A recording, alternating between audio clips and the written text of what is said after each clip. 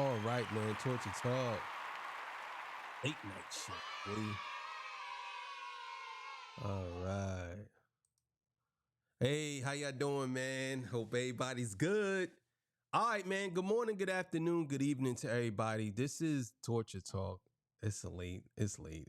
But hey, man, I had a couple of episodes, but I wasn't really satisfied with those episodes. So I decided to do some new ones. Yeah, so all right, man. So we're going to go through the.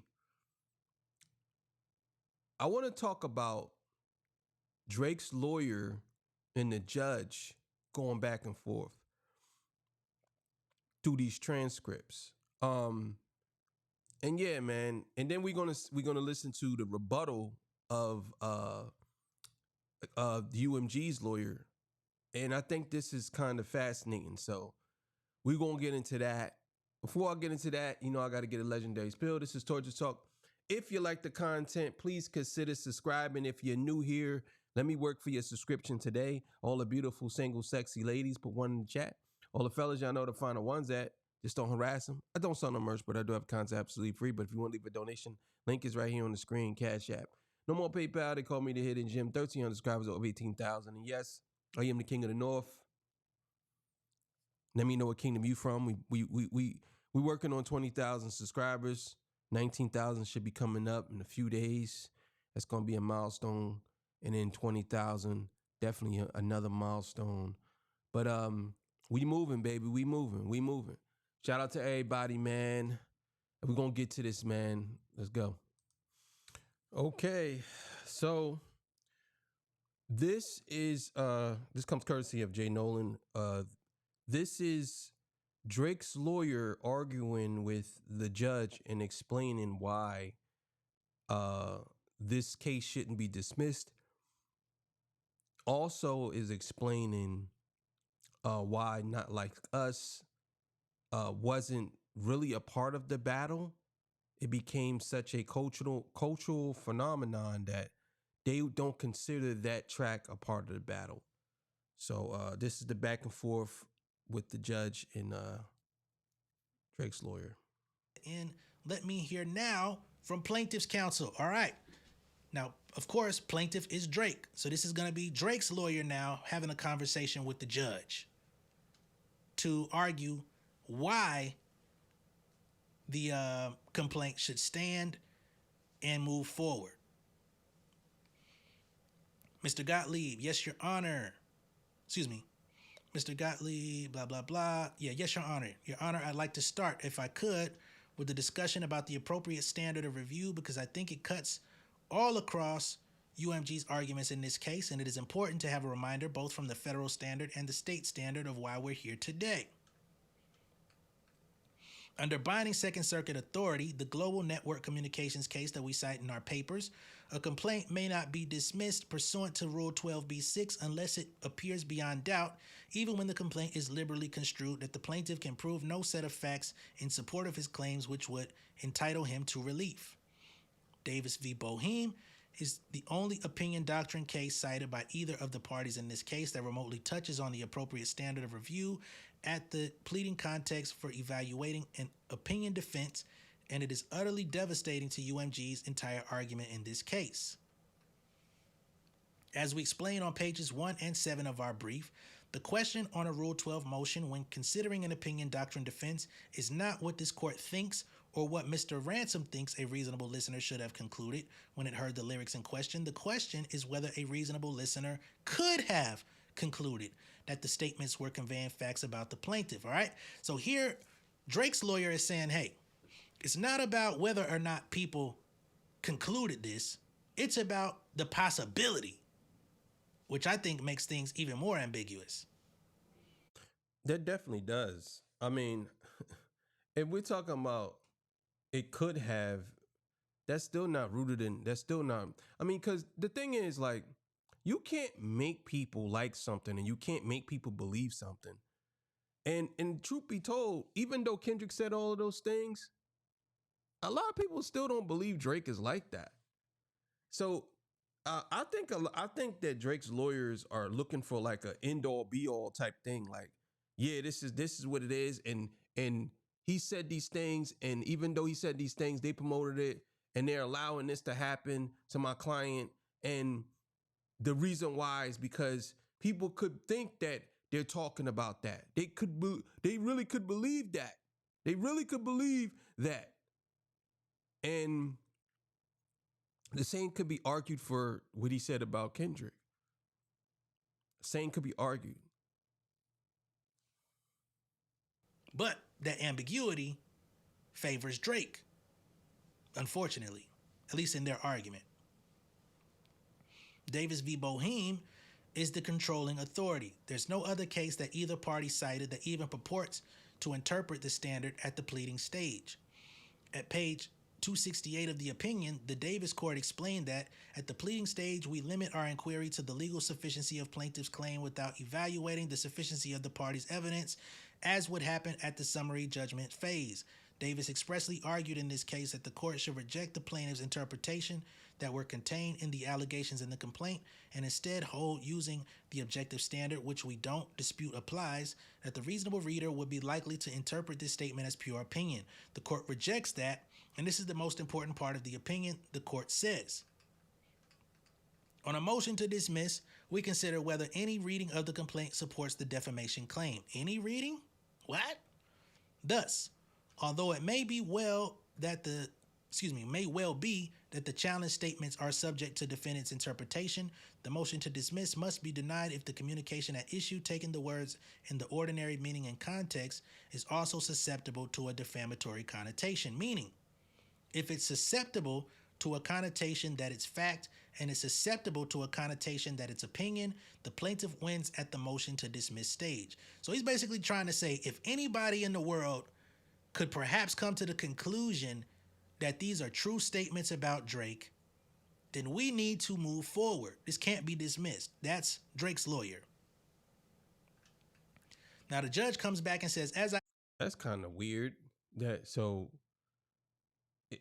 If you I don't know, I guess that's what he was saying. Like if you can prove that these things actually are true about Drake, then the case need to be moved. Case need to move forward. Or if no one comes and actually dispute this, then the case shouldn't move forward. I mean, asked Mr. Ransom earlier though, how do I square that with other Court of Appeals decisions, including Bryan, which was also a motion to dismiss decision in which they do not purport to overrule, so therefore remains good law. Still cited by New York courts, but did not use this could standard. Did not say it's susceptible to a defamatory connotation, but says instead, the question is whether or not it would be understood by a listener as opinion or fact, and presents it as a question of law. So the judge says, hey, in these other Court of Appeals decisions, they didn't use such language as could or is susceptible. Okay? Judge says that's not the type of language we use around these parts. Gottlieb comes back. So, Your Honor, judge cuts him off. You see it here. I take you that Davis definitively throws a wrench in the argument. But there seems to be some tension. How do I reconcile that tension? Look at the way that the judge is talking to Gottlieb versus the way the judge was positioning their questions to Ransom. That's all I can say. Your perception may be different from mine. Mr. Gottlieb says, so, Your Honor, I don't think there's tension.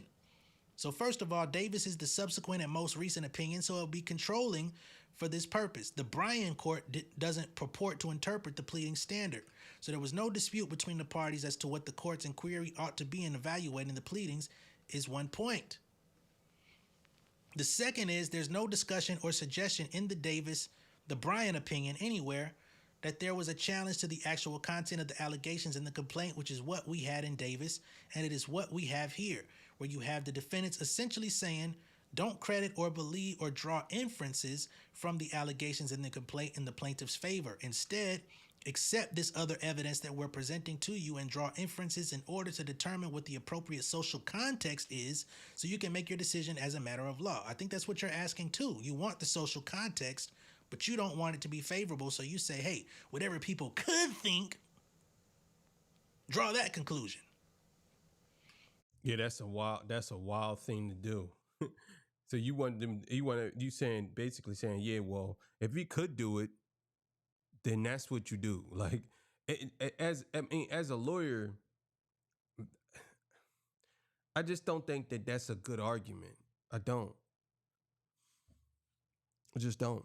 He continues, though. He says, in Bryan, the only thing that the court considers, at least from what one can tell from reading the opinion, is the four corners of the op-ed that was being considered. The court was merely analyzing an op-ed and talking generally about what op-eds are. There's no suggestion in Bryan that there was an attempt to insert extrinsic evidence into the record. There's no suggestion that there was any challenge to the inferences that the plaintiff was being asked to draw of the complaint, and the Bryan court makes clear that in the text of the article itself, the author made clear that the purpose of the article was to advocate for an independent investigation, and in support of the argument, the defendant marshaled all of the relevant materials included within the text of the article.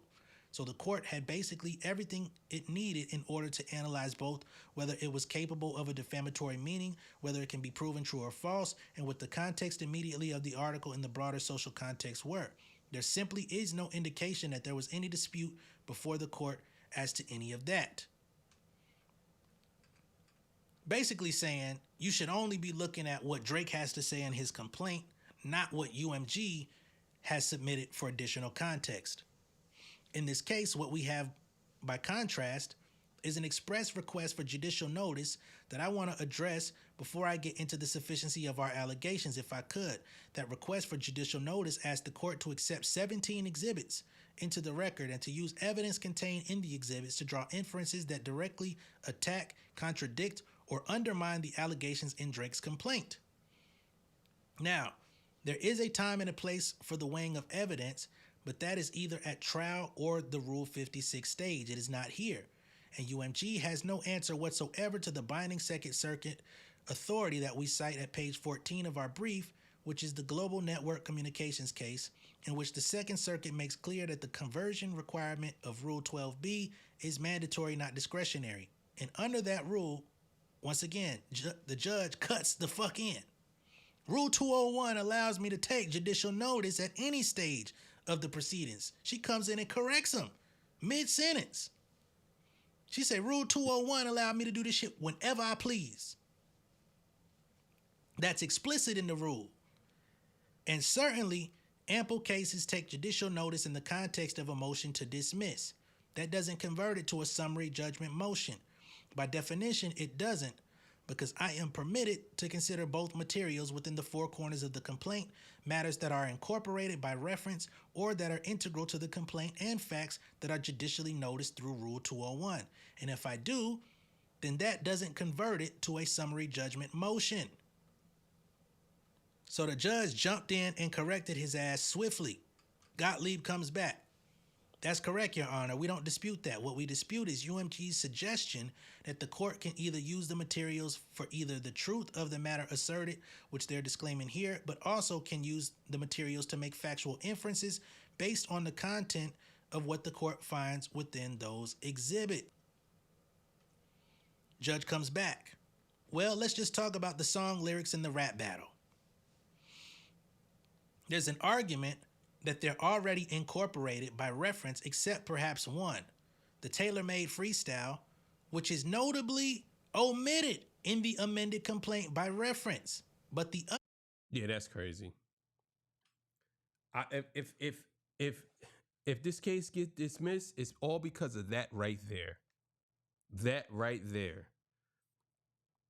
They took out the part, the song, that basically Drake told Kendrick to talk about him liking young girls. If they remove that from this case, I think that they're in trouble. I think they're in trouble because you can't remove stuff like that, because that's an indication of Drake starting and saying things And then you got to understand too what Kendrick Lamar said in Not Like Us. I hear you like I'm young. So that can be a direct relation with tailor-made freestyle. So yeah, that's crazy. The other songs in the rap battle are referenced and linked to their Spotify, or I think it was their Spotify listing. So I'm not even sure that I need to take judicial reference that they're not incorporated by reference into the complaint, but certainly there can't be dispute about what the lyrics are. The lyrics are what they are. I'm gonna put a pin in this. Look at what the fuck the judge just said. Judge said, tailor-made freestyle was notably omitted from the amended complaint, which is where Drake originates the idea of him speaking to young girls. You guys conveniently left that out. So let's look at the rap lyrics for what they are. This is the judge. This ain't Jay Nolan. I would hate to be a fucking judge. Gottlieb says, so to make this easy, we don't challenge that the court can take notice of the fact that lyrics exist in a song out in the world. The question is how one interprets those lyrics and what meaning is given to those lyrics in the context of evaluating the rap battle. Similarly, I mean, how can you make that determination though? You can't make that determination how people perceive lyrics. Everybody perceives it differently. You can't just say, "Oh well, because he said this in a song." Rappers say a lot of stuff in songs, and people take things. They don't take them literal. Rappers say a whole lot of stuff in songs. If it came down to it, everybody that's hardcore rap music would have been indicted already. If you're taking lyrics at its core of what it really means, but for people to say this, like for this lawyer to say that, that's crazy. Of course, we don't challenge that there was a rap battle. We plead that in our complaint. What we take issue with is UMG using lyrics to draw inferences about what reasonable listeners and reasonable viewers would have understood about the song in question. That is where the argument strays from. But who's to say who's reasonable, who's not? You can't make that determination. What? Who's to say who's this reasonable person and who's not reasonable when it comes to this? Like, this lawyer is all over the place. What is permissible under the court's judicial notice authority, and it also strays, once again, he gets cut the fuck off. Judge says, once the lyrics are in evidence, then of course I can draw inferences from them. So she corrects him again and says, hey, y'all wanted to introduce lyrics? Lyrics have been submitted, so now I can draw inference to them. I can take them all into consideration. They're in evidence. They've been judicially noticed. The lyrics exist. They have the meaning that they have. They're words. And I don't understand your argument that I could take judicial notice of a song lyric, but I'm not allowed to consider what the lyric means or says. You basically saying that the judge shouldn't even think. Yeah, she cooking his ass. Damn. The judge is like the damn near the defense attorney, bro. I mean, or the prosecutor, or whatever side it would be. You know what I'm saying? The judge. I mean, no, the judge supposed to be fair or whatever, but she definitely he definitely grilling him. Gottlieb says, because at the pleading stage, the court is not allowed to make inference against the plaintiff. So he says, at this stage, everything submitted is supposed to be in favor of the plaintiff. Yo, that is crazy. That's crazy. That's crazy. Like, I mean, so I guess my thing is like, how's that even possible? If you know, and I think the reason why they took out tailor-made freestyle because they know that, well, obviously the judge knows it by now, but they know that that's the only leverage that they don't have. Like, that's the only leverage that UMG has, because UMG could say, well, he did say these things in these songs, and this is the reason why my client had, or this is the reason why Kendrick Lamar had rebutted it, because this is all about rebuttals. That's it. The court is required to draw all reasonable factual inferences in plaintiff's favor, and the court's not allowed to take materials from outside of the complaint and use it to discredit or undermine or question the allegations that have been plausibly alleged in the complaint. And I think this argument around context this is an important example. So, for example, we have alleged throughout the complaint what the appropriate context for the understanding of the lyrics, the cover art, the video, and the song are. So he's saying, we already told you what this stuff means. Why are you doing additional thinking?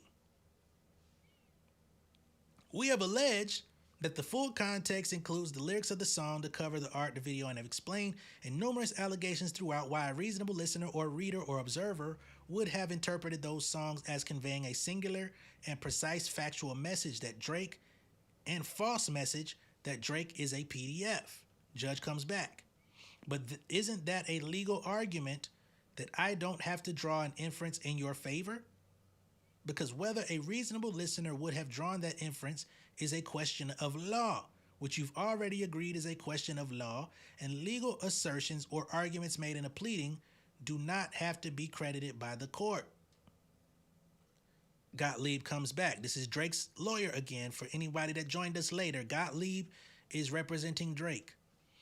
The question, though, is not what a reasonable listener would have interpreted the lyrics to mean.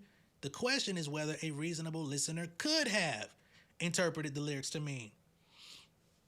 In other words, yo, this is some word semantic shit. Like, like, come on, bro. Like, this is crazy. So there could be, I could say something that is totally not disrespectful to somebody, and someone could believe that it was, and I can get in trouble. That's basically what you're saying. This is crazy. Is it reasonably susceptible to a defamatory connotation? He brings that back up, even though the judge questioned him about that before. That's the Davis standard, and we think we have more than adequately alleged that. But more to the point, we have specific factual allegations in the complaint that UMG engaged in a coordinated, covert, and unlawful scheme to remove Not Like Us from the rap subgenre and turn it into a de facto national anthem. This is Drake's lawyer here. That's stupid, bro. That's dumb. So let me get this right. You Not Like Us is a rap song, right? It's a hip hop song. You're saying that UMG removed that song from the hip hop genre, which is the biggest genre in the world, and made it a cultural phenomenon, so it shouldn't count as a part of the battle? Come on, bro. You can't be serious. He's saying UMG engaged in a coordinated, covert, and unlawful scheme to remove Not Like Us from the rap subgenre and turn it into a de facto national anthem. Now, we may have joked and acted as though Not Like Us is the national anthem, but let's be fucking clear here. That song is not the national anthem of the fucking United States. It was popular during its time, and it's still somewhat popular, but it's not a national anthem, homie. That's alleged at paragraphs 10 and 11 and 128 through 202 of our complaint. The complaint alleges facts showing that UMG wanted to and succeeded in making the song culturally ubiquitous. And this means that the audience, to answer one of the court's questions to my friend, the audience by which to evaluate defamatory meaning in this case is not the people who would be dialed in to every back and forth between Kendrick Lamar and Drake in the rap battle, but the audience is everyone exposed to the lyrics and imagery, not just those sort of there in the moment. That's some garbage. Get the fuck out of here, bro. Get out of here, bro. That's some garbage, bro. So you basically saying like, oh well, since that song, UMG covertly promoted this song, made it a cultural phenomenon, and pushed this to the audience who don't even listen to rap, who never heard of this. You have to understand something, right? And I think a lot of people don't understand this. And maybe Drake's lawyers need to understand this. Maybe they didn't see this coming. This battle was on CNN. This battle was on the news. I mean, the news, even though like YouTube channels are much more popping in the news, but this battle was on the news. This is before Not Like Us was dropped. People was talking about this battle before Not Like Us was out. So I'm talking like sportscasters. People was talking about the battle. This is before Not Like Us though.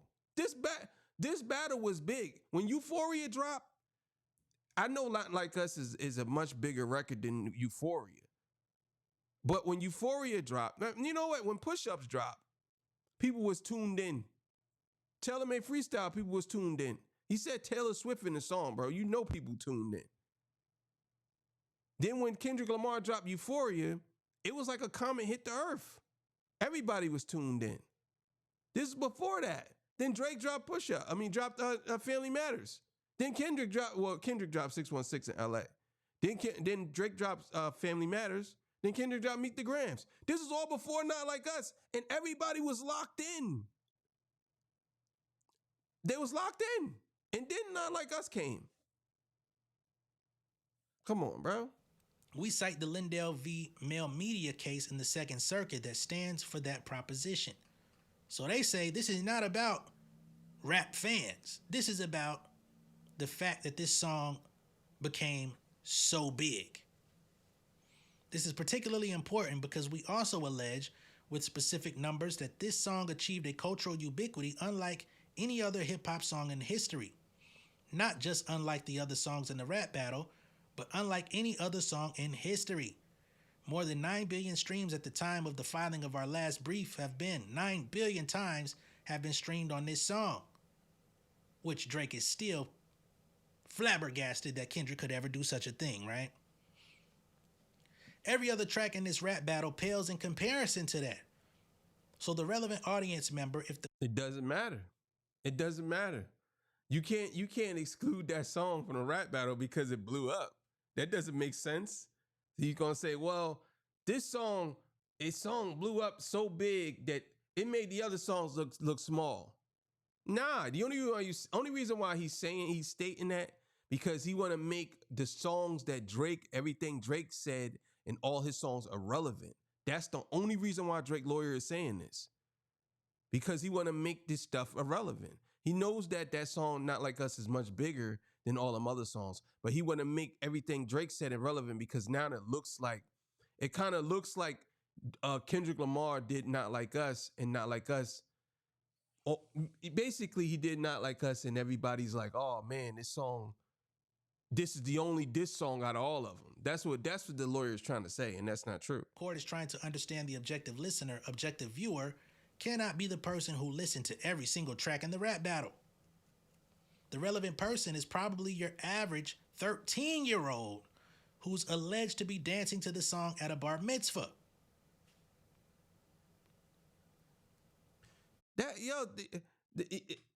This lawyer is making bad arguments. That's a bad argument. That's stupid. So you know that the song, so I get what he's saying, right? But I'm gonna tell you, it just works against Drake. So you basically saying that at a bar mitzvah, this song is gonna be consumed by 13-year-olds, and they're gonna be dancing to it. That's basically what he's saying. So he's basically saying like he's defaming my client by calling him a PDF, and then he tries to sneakily put that in there that this song is going to be played in front of minors. First of all, understand something, right? this song shouldn't be played in front of minors because it's an explicit song. That still is in play, right? So if this song is played in front of minors, that's not Kendrick's fault. That's actually their mothers and fathers or who are the adults in the room fault. You can't be playing this song at a bar mitzvah because if there's children there, the song has explicit lyrics in it. So why would it be played at a bar mitzvah? That doesn't make sense. It's not like the song is a clean song. It's not. It's not a clean song. What? You're saying that the supposed audience of Not Like Us are 13-year-olds at bar mitzvahs? So it's only 13-year-old Jewish kids. That's what I'm saying. What about the fact? Yo, that's gotta be the stupidest thing I've ever heard, bro. We know, and the only reason why he said that because Drake be at bar mitzvahs. Drake had a bar mitzvah. So since Drake is half Jewish, he has to throw that in there and say that. Yo, that is crazy, bro. That is crazy. That's crazy.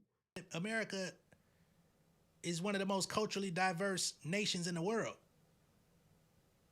You hone in on 13-year-old Jewish kids? Okay.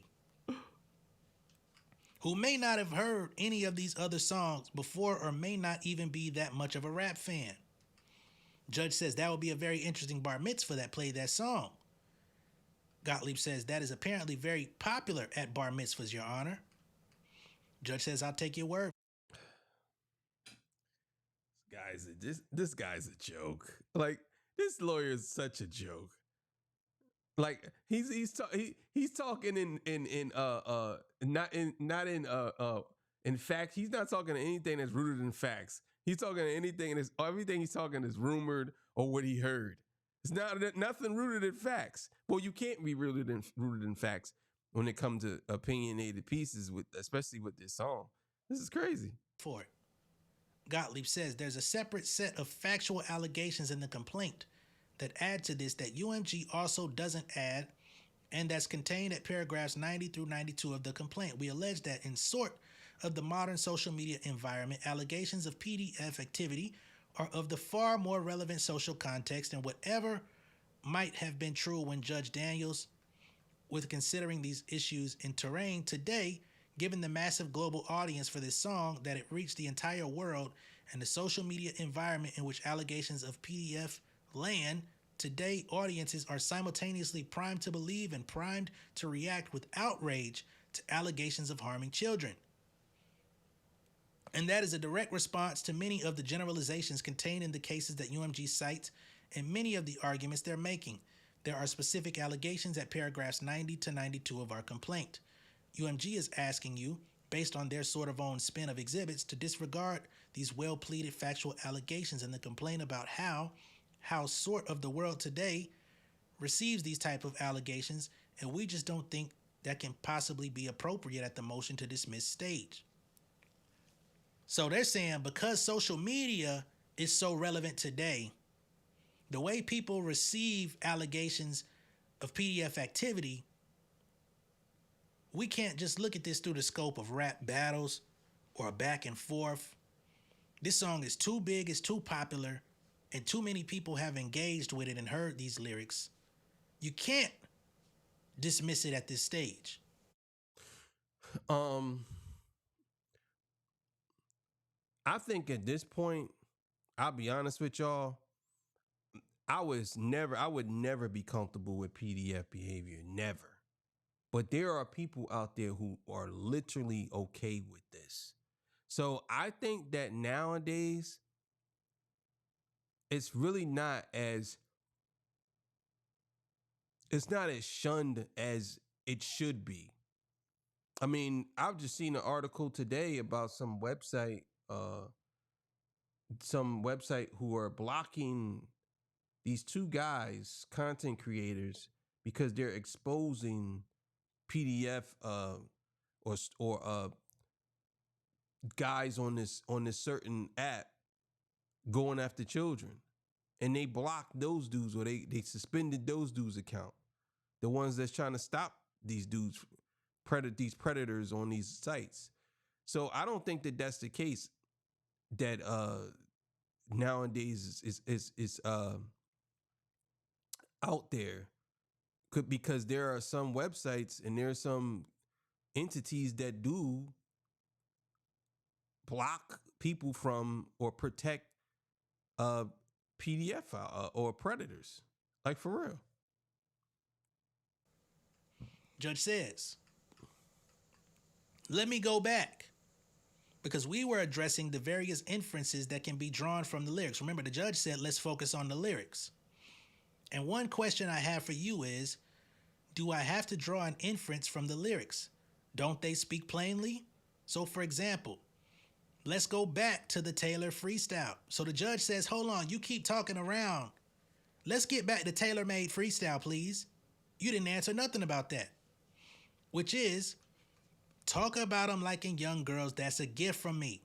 And in the context with the AI voice of Tupac, one can clearly read it to be a goad from Drake to Kendrick as part of their back and forth in the rap battle to bring up rumors regarding pedophilia and Drake.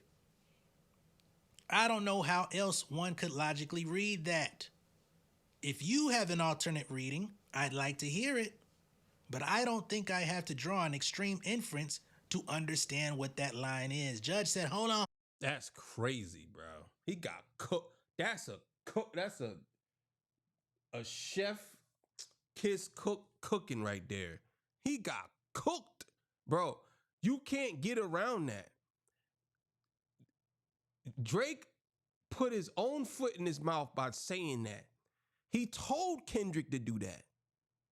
And this is why they took it out. They took it out because they know he said that and they try to hide it. But the judge is on it.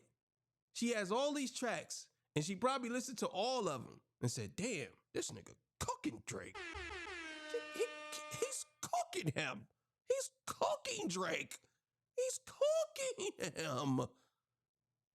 She probably was like that. And this is the thing. Like, what she's saying is true. Like, you can't get around that. There's no other way to interpret that. He talk about girls like tell him that you like girls and all this stuff. Like, he literally told Kendrick to say that.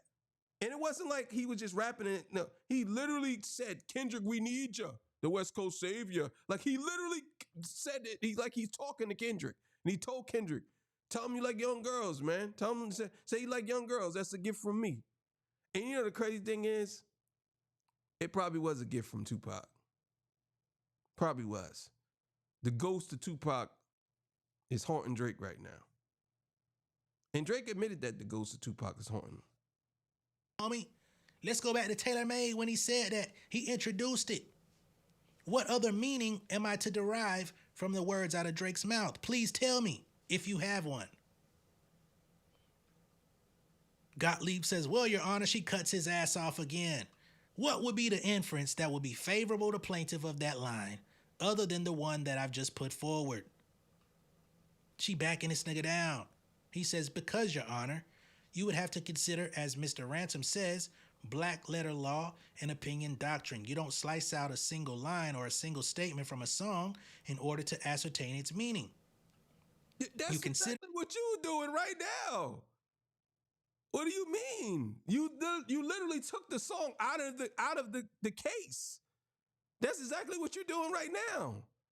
Yo, come on. The entire song and the entire lyrics and context. Judge comes back and says, but I'm asking you about this line in this song. How would I read it? You said I can't draw inferences from these song lyrics. I can just consider their existence. But do I have to draw an inference? He says, yes, you. She comes back, cut him off again. The words are the words. Talk about them liking young girls. How else would I read that?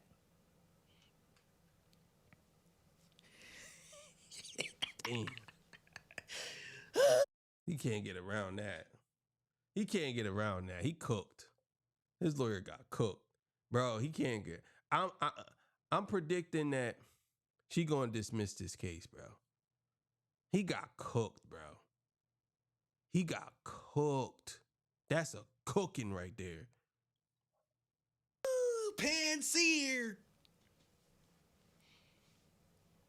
Gottlieb comes back. Your Honor, I don't understand what legal relevance that has to the question of how a reasonable audience member would have understood the lyrics in Not Like Us. Before you even get to talking about the lyrics in his prior song, you would have to come to the conclusion that your average listener to Not Like Us came into the song with that lyric in mind, had heard that song, had been exposed to it, had understood the lyrics in the same way that your Honor is reading them. And there's simply no basis on which to make that determination at the pleading stage in this case. They make... Yeah, that's because you removed the song from it. But the crazy thing is, he's basically saying like, well, this song is so big that it overshadows all of these other songs that they did. And people didn't even go back to listen to these songs. They listened to that song and that's it. And they believe that because that's it. It's like, so you basically saying it doesn't matter what they talked about before this song. This is the only one that's important. So Drake could have lied on Kendrick 100 times. And even though Drake is a popular artist, he's one of the biggest artists in the world, he could have lied on Kendrick and said all these defamatory things and everything. Hell, Kendrick Lamar could have did the same thing in all the other songs. But you're sitting here saying now that all of this, that doesn't matter because people were listening to this song and they wasn't listening to those songs. So it don't matter if they was listening to those other songs. This one right here is the one that's important. It's crazy. Come forward with evidence. Judge comes back in. Let me pause you there. I understand that a lot of these cases arise in a very traditional context of a newspaper article or an op-ed or a single communication. But here, we have songs that are in communication with each other, a dialogue with one another. One artist releases a song, a few hours later, another song is released that responds to that song and back and forth. That is the context in which those lyrics arise. So to take Not Like Us as the specific example and just to isolate it, isn't that taking it out of the broader context in which it existed? It would almost be like taking a single paragraph out of an op-ed and not looking at the headlines and the remainder of the article. But you can't look at Not Like Us in isolation. It's a response to what's come before. This is the judge telling him. Damn, he cooked, bro. It's over, bro. It's over, bro. It's over. She gonna dismiss this John, bro. It's over, bro.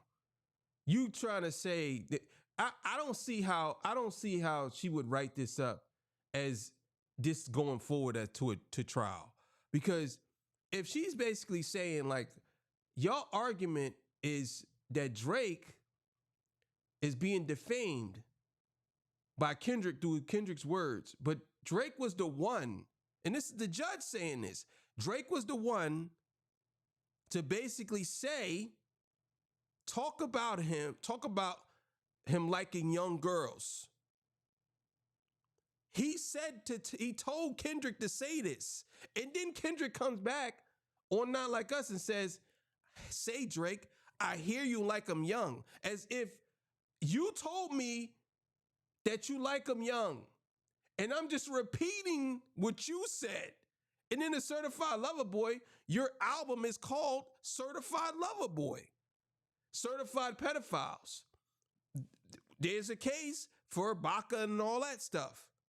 So it's just unbelievable to me that a lot of y'all totally ignore this part. He said this to him. It is what it is. And then he said it again in The Heart Part 6. I'm way too famous for the shit that you suggested. Oh my God, bro. We cannot take Not Like Us on its own. We have to look at the entire context in which this song plays a role. Gottlieb is reeling. He says, so your honor, we're not advocating for the court to not consider the context that this song was the penultimate track in the rap battle. That's not our argument. Our argument is this song in particular, both in the rap battle and in the history of music, is different. It is different in ubiquity it achieved. So its audience was different. It was different in the fact that it was immediately understood in the allegations of our complaint to contain a precise factual allegation and a single factual allegation, the false allegation.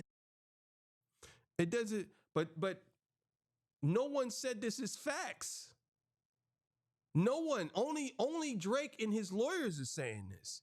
No one said this was facts. And on top of that, he never directly said that Drake is a PDF file. A lot of y'all say that, but you read the lyrics, he never said that Drake, he just said, I hear you like I'm young. And he said, you better not ever go to Cell Block 1. Yeah, we know what that means.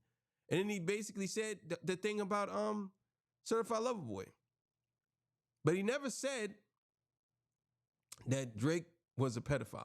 Never said that he was a PDF. Not one time he said that. Never. Drake is a PDF. We'll let cut off again. At the time Kendrick Lamar released this song, there was no ubiquity. And there was obviously, he's not a fortune teller. Ooh! He wasn't going to understand that at the moment that he released this song, it was going to have 8-9 billion streams.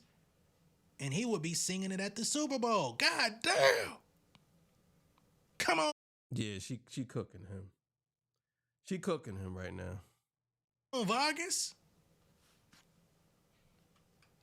She said, how the fuck would he know he was going to get 8-9 billion streams off this song? He was releasing it as a part of the back and forth that occurred over the matter of days. And isn't that the context in which I need to understand the assertions made, not 6 months later, that millions and billions of people have now listened to it and may not have that understanding. But at the time the statement was made, it was in direct response. Damn. And let me give you a God damn. God damn. hypothetical. If two people are arguing on the street and throwing insults back and forth, and then later one of them says, okay, that particular statement was slander, you've defamed me. I'd have to know what the interchange between those two individuals were that were throwing insults to understand the full context in which whatever statement was made. Isn't that comparable here? Someone insults, the other person responds with further insults, the other person responds with other insults. How can I just take one of these songs in isolation and apply a completely different standard to it because 3 months later, billions of people have now listened to it? Deep fried your ass. Gottlieb says, Your Honor, I appreciate the question. I think it stems from a lack of grappling with and perhaps due to imprecise briefing on our part, the nature, the role that republication plays in this case. We have alleged in our complaint, I believe in 11 separate paragraphs in the amended complaint, that UMG was responsible for republication of the defamatory material. That's paragraphs 13, 21, 120, 121, 157, 191, 192, 232, 241, 246, and 266. The standard for republication is that a defamatory statement is republished whenever it is intended to and actually reaches a new audience. That's the New York Court of Appeals decision in Firth v. State. Okay, and republished would be when it's performed at the pop-out, when it's released as a music video, when it's performed on tour, when it's performed at the Super Bowl, when it's performed at the Grammys or played at the Grammys, or he wins a Grammy award for the Grammy. That's what they mean by republications, because each time that it goes in front of a new audience, it reaches a new audience. That's what they're trying to say. The judge just said, how would he have known any of that was going to come at a later time when he was just responding in a heated exchange? That's a fact. That's a fact. How would he have known? He wouldn't have had known. He wouldn't have had known. I think that Drake lawyer believes that Kendrick Lamar would have known and UMG would have known because UMG is promoting this song and they're doing it to the point where they manufactured it to be a hit. But the song was a hit before UMG even did anything. It was a hit. That song spread like wildfire. It did. They say we allege this through throughout our complaint. UMG said nothing about it until their reply brief in this case. So we have alleged that UMG took steps at multiple times post-May to republish the material and introduce it to new audiences, and each time it did that, it was liable for that republication. And each time it did that, its knowledge at that point in time becomes relevant. And we've pleaded that knowledge in the complaint, including what it knew in July, what it knew in August, based on retraction demand letters that we sent to it, what we knew when it was launched, the Grammys campaign, what it knew when it was launched, the Super Bowl campaign. But even if you don't agree with us on that, we allege in the complaint, before you get to republication, that the defamatory material includes the song, the cover art, both of which were released on May 4th, and the video was not released until July, 2 months after the release of the song. And UMG's knowledge at the time that it released the video included all of the information that we have alleged in the complaint, including the attacks on Drake's home in Toronto. 3 separate attacks on his home in Toronto, the attack on his OVO business in London, the fact that users all over the United States were commenting on him being a PDF, and the fact that Drake had denied factually the allegations in The Heart Part 6. So that goes to show he was already on the line with his lawyer about how he wanted to approach The Heart Part 6, which is why that song sounded so flat. We make all of those allegations in the complaint about UMG's knowledge at the time of the publication of the video, so that's the latest point. That's the earliest or latest, but their knowledge clearly at the July point in time, before you even start talking about liability for republication, comes into play.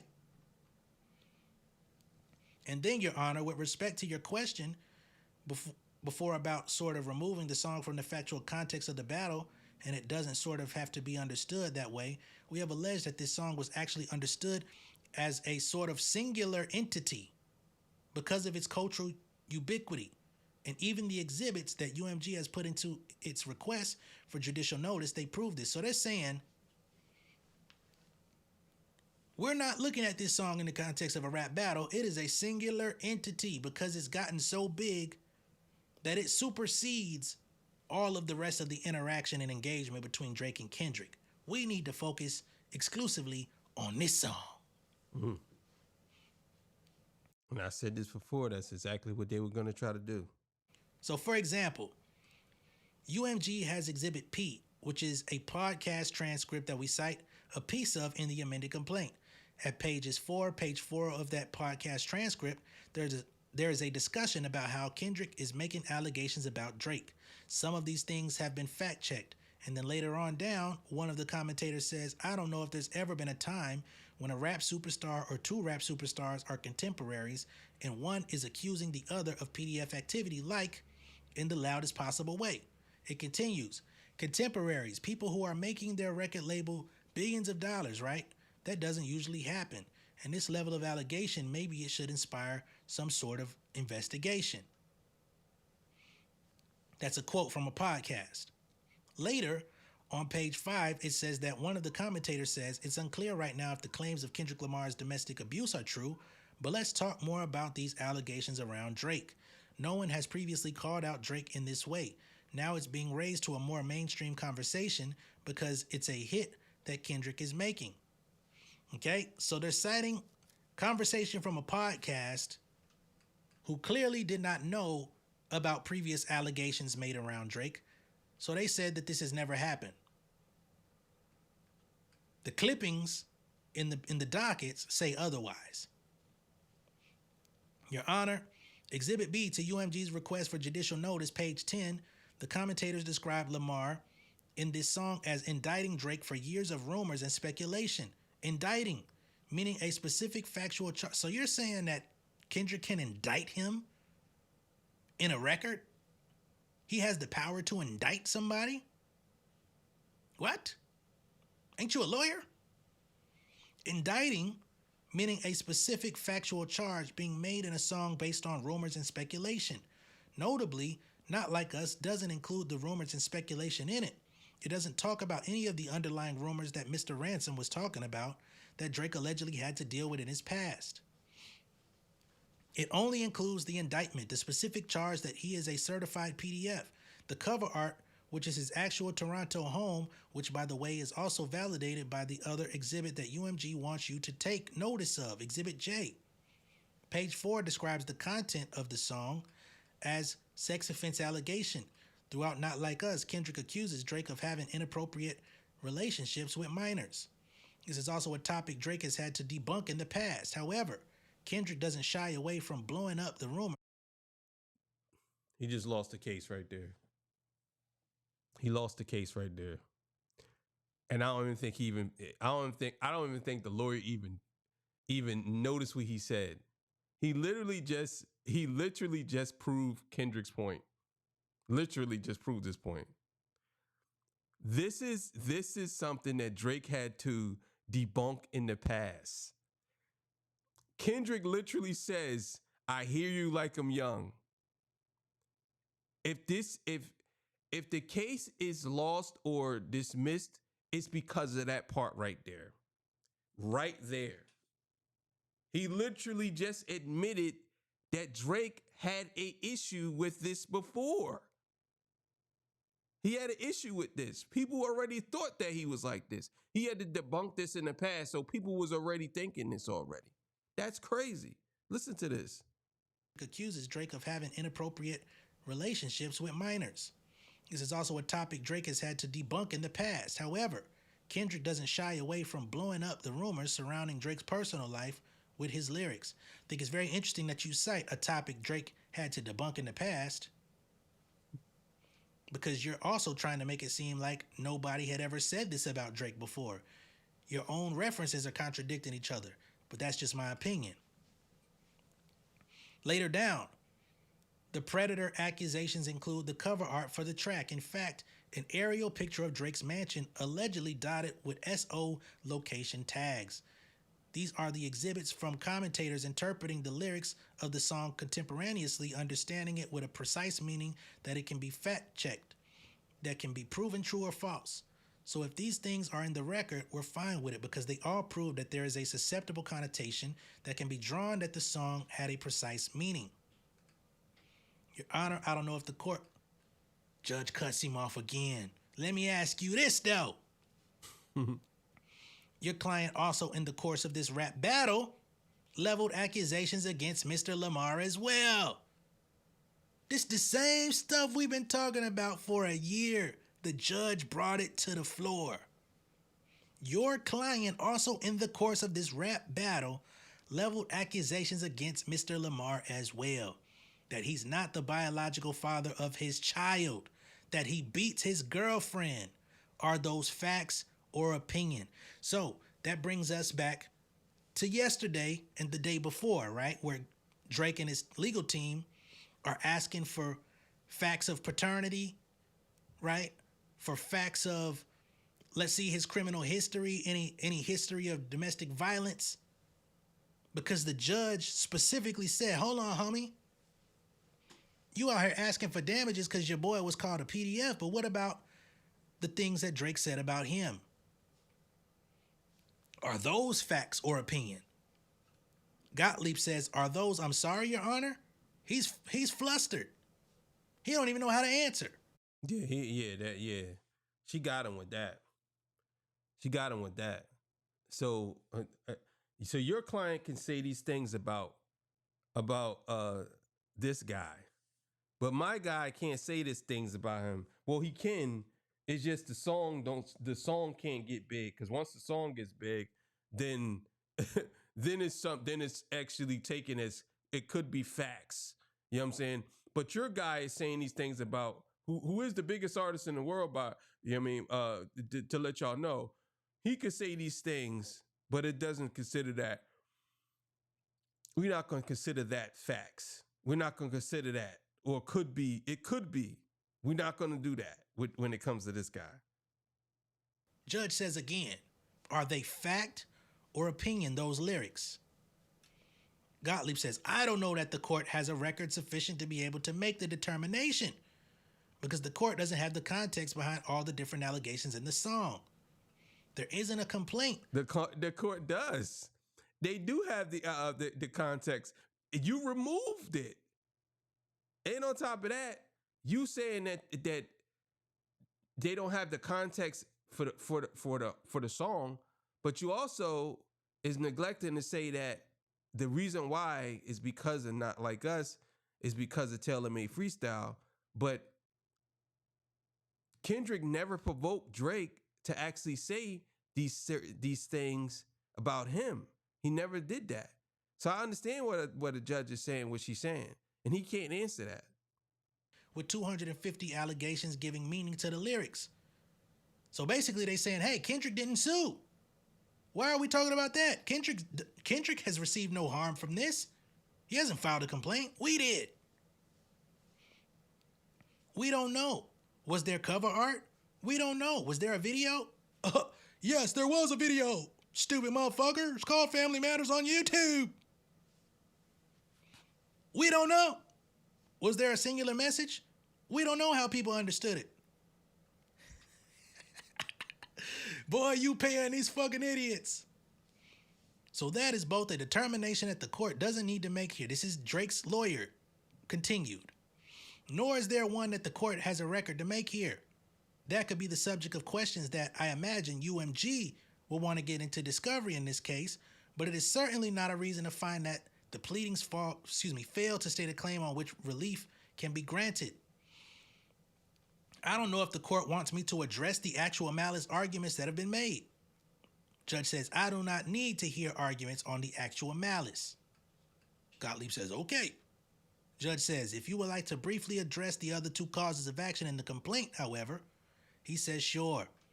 So with respect to Section 349 claim, Your Honor, Mr. Ransom made essentially two arguments. All right, so I'm going to go, y'all can watch the rest of that part, but I want to skip to the part where the rebuttal comes up, where Kendrick, UMG lawyer has rebutted about what he was saying, Drake's lawyer. So let's get to that. So this is the rebuttal from UMG's lawyer about them removing Taylor Made Freestyle. Give you a brief period for rebuttal. Ransom, thank you very much. Now remember, Ransom is representing UMG. He says, I will endeavor to be brief. I'm sure you will hold me to it. Let me start, if I could, with Exhibits B, J, and P to our request for judicial notice. Those, again, are articles that are cited in Drake's complaint. And if I heard Mr. Gottlieb correctly, after discussing them, he said these things in the record. If the court wants to consider them, I think this is a quote, we're fine with it. So I believe that addresses in large part one of the court's first questions as to whether and how it can consider these materials that have been submitted. I believe he said the same as to the song lyrics. When I look, for example, at Exhibit P, and I think about Mr. Gottlieb's characterization of it, I think it also resonates with the court's comments that if the court has these materials in front of it, it can look at them and can look at the entirety of them. So Mr. Gottlieb invoked in Exhibit P the statement, and some of the things have been fact-checked, suggesting that tended to convey a finding of fact versus opinion. That judge jumps in, page 4 of Exhibit P. Ransom confirms. This is page 4 of Exhibit P. And he quoted solely the portion that some of these things have been fact-checked. He failed to read the rest. This illustrates why context is so important. So he's pointing out, even in Gottlieb's argument, that they only were taking pieces out of things without full context. It says, and some of these things have been fact-checked, like Baka Not Nice, who's a rapper in Drake's crew, who was convicted of assaulting a young woman and who was accused of running a prostitution ring. Damn. That's the fact-check reference. So he's saying he brought up a portion of a statement about things being fact-checked, but he did not go further into the statement, driving home Baka Not Nice and his conviction of assault on a woman and running an alleged, I will say alleged, but convicted for running a prostitution ring. Damn, bro. I don't know what Drake lawyers is out here doing and what they trying to prove, but god damn, they getting cooked, man. Oh my God. He also overlooks the fact that this article, which they're fine with the court considering, in talking about Drake and in talking about the references and Not Like Us, say things like, these are the speaker's quote. We all know the stories of him going to girls' basketball games, and it's in our faces. Let's talk more about these allegations. So again, he took one little piece of a statement while omitting the rest of the statement that it came from, where they were saying, hey, it's weird as fuck that he be going to these girls' basketball games. Let's talk more about the allegations. That's on page 4 and 5. Let's talk more about these allegations around Drake. Taraka, as you mentioned, there are some things we've seen and heard over the years. And then it refers to the discussion or the history with Millie Bobby Brown and her relationship with Drake when she was 13 and he was 30 or 31. So these articles provide the context that the court can and should consider in our motion to dismiss. So true with respect to the lyrics, and again, the court asked the question about tailor-made freestyle, and you're right. It is conspicuous that tailor-made freestyle is not included in the footnote in Drake's complaint. But it is referenced in these articles that Drake is fine with the court considering, and there's no real question that it's a part of the battle. And again, I think it speaks to the... That's crazy as hell. That is crazy. That's nuts. Question of context, because yes, I focus on the line, talk about him liking young girls. That's a gift from me from Drake. But the context of that is not even limited to that line. And Your Honor, I'm going to read it verbatim. Please excuse the profanity. This is the entirety of the statement from Drake. So they're not even going to just use the talk about liking young girls. They finna go through his lyrics in their entirety. Kendrick, we need ya. The West Coast savior. Think about this shit being read in court, dog. Engraving your name is some hip-hop history. If you deal with this viciously, you seem a little nervous about all the publicity. Fuck this Canadian light-skinned dot. We need a no-debated West Coast victory, man. Call him a bitch for me. Talk about him liking young girls. That's a gift from me. Damn. The rapper that said we don't need lyrics being brought up in court filed a lawsuit trying to bring up lyrics in court just for his own stupid-ass lyrics to be brought up in court.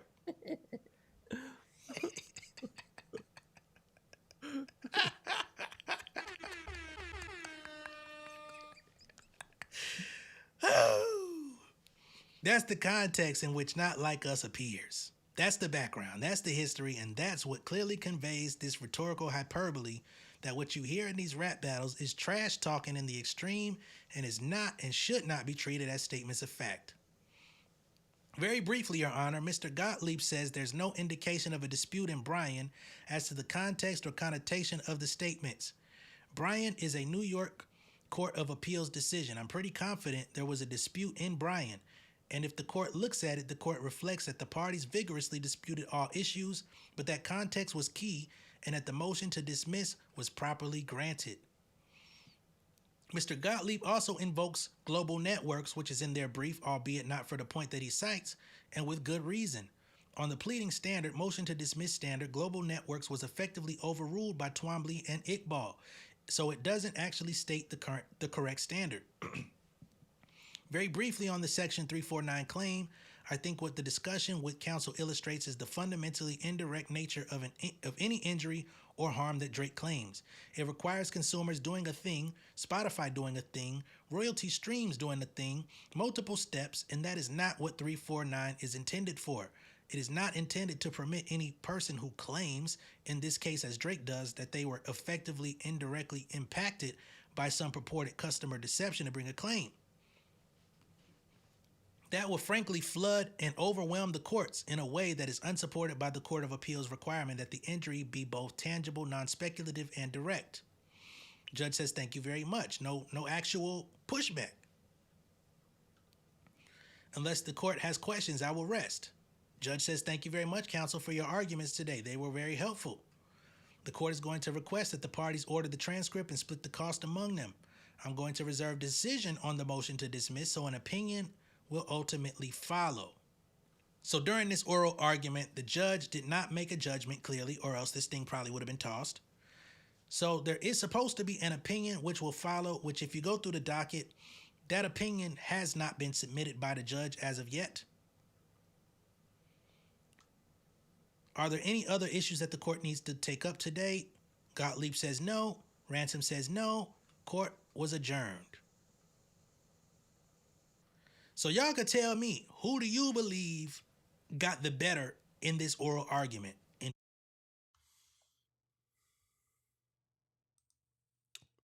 Yeah, man. Thank y'all for sticking with me. I know that was a long episode, but it is what it is. Sometimes you got to do these long episodes. But yeah, man, I think this thing gonna get thrown out. The judge seems like she's open for interpretation as far as the battle being a battle as in a whole, the whole battle, not like us, and then everything else didn't matter because not like us was such a big record. But it is what it is. Thank y'all for joining me. I appreciate y'all. I'll see y'all on the next one, man. Y'all have yourself a good day, man. Peace. Bye.